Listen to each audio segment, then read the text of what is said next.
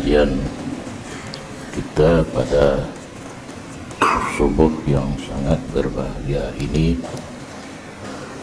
masih berkisar tentang adab sesama penghuni pondok, baik tingkatan guru dan murid ataupun santri, karena kebiasaan dalam pondok atau pesantren atau daya satu tempat guru dan para santri, satu pondok. Jadi ada beberapa adab dalam pergaulan sehari-hari sebanyak 11 adab. Untuk hari ini kita membaca yang ke-6, adab yang ke-6 dikala kita mondok di satu pemondokan pesantren ataupun daya yang di sana berkumpul murid dan guru. Yang ke-6, bahwa memuliakan ia seseorang, apakah guru ataupun murid, akan ahli pondok yang mendiami ia seseorang akannya pondok, di mana tempat kita tinggal di sana banyak orang, baik santri ataupun guru. Agama memerintahkan kita saling memuliakan. Cara memuliakan pertama memberi salam. Ini sudah saya memberikan contoh, tapi alhamdulillah tidak ada yang mengikuti. Hanya saya saja yang memberi salam.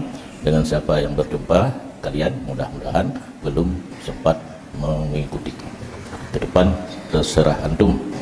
Ini tidak ada paksaan, karena yang namanya adab bukan hal yang wajib. Sunat kita mengerjakan dapat pahala, tidak mau mengerjakan tidak dapat siksa. Yang kedua, menampakkan rasa cinta dan kasih sayang dan rasa saling menghormati. Harus nampak di wajah kita. Jangan bokrut bahasa Indonesia. Bokrut. Jeruk purut. Jangan nampak di wajah kita saat bertemu dengan kawan, apalagi guru, muka cemberut. Kalau dalam bahasa Aceh lagi bokrut. Harus senyum. Jadi saat berjumpa, siapa duluan senyum dan memberi salam? Senyum dulu. Langsung setelah senyum memberi salam.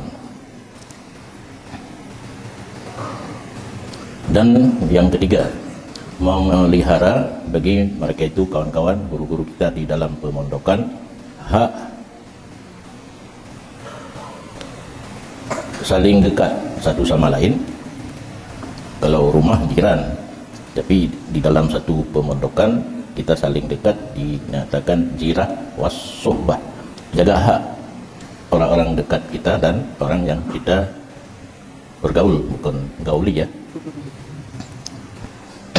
Dan ukhuwah, karena walaupun kita bukan satu keturunan, di dalam Islam ada kalimat persaudaraan seagama, persaudaraan sesama muslim, dan hirfah.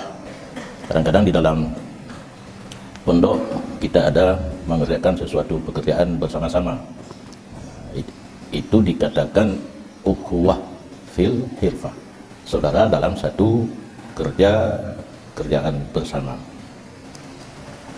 Kenapa sesama keluarga di pondok harus saling memelihara hak masing-masing? Karena mereka itu semuanya yang mondok ahlul ilmi, baik tingkat guru ataupun tingkat santri yang ilmunya menurut tingkatannya masing-masing.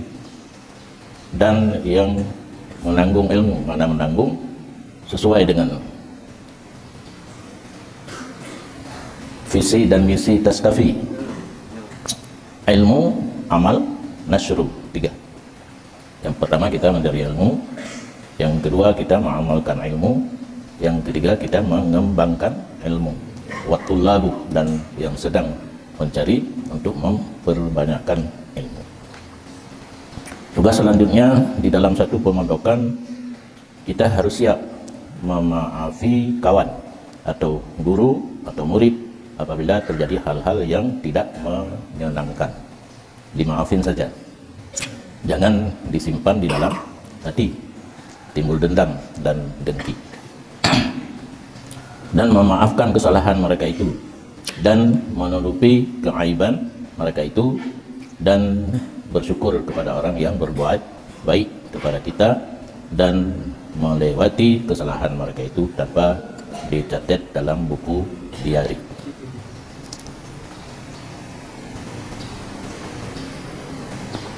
Ini surah ditakdirkan di dalam pondok ada orang yang tidak bagus akhlaknya, keji sifatnya, atau lain-lain yang kita tidak menyenangkan terhadap orang tersebut. Kita dipersilakan untuk minggat dari pondok tersebut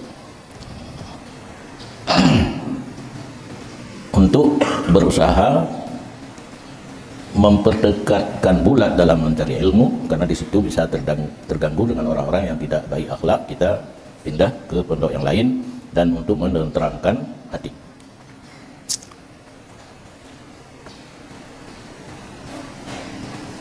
Apabila hati kita sudah tenang, rasa ingin kembali kepada pondok tersebut dan siap untuk menerima akhlak yang tidak baik dari kawan-kawan kita, dipersilakan untuk kembali, jangan berpindah. Karena satu sifat yang tidak baik bagi orang yang baru masuk pondok, 3 hari 5 hari pindah pondok lain, sebulan 2 bulan pindah pondok lain, sehingga dia di saat reuni alumni harus banyak mempersiapkan sedekah.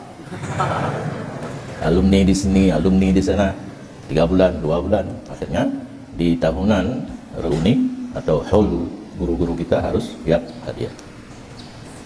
Makruh hukumnya saling berpindah pondok. Berpindah pondok, berpindah orang, berpindah pondok, pesantren pindah-pindah, berpindah tempat pondok yang ada wali. Dan yang sangat makruh lagi, kita hari ini belajar Safinatun Najah 2 bab, besok pindah matan negeri, besok lagi pindah lagi kitab yang lain. Jadi tidak dari satu kitab dilanjutkan sampai tamat, setengah-setengah, sulus-sulus, pindah-pindah hingga banyak kitab, satu pun kitab tidak tamat. Sangat-sangat makruh. Itu semuanya pertanda orang tersebut sering pikirannya tidak tetap, istilah sekarang ngawur, cocok, ngawur, galau, ngawur, labi, permainan, akhirnya tidak memperoleh kemenangan.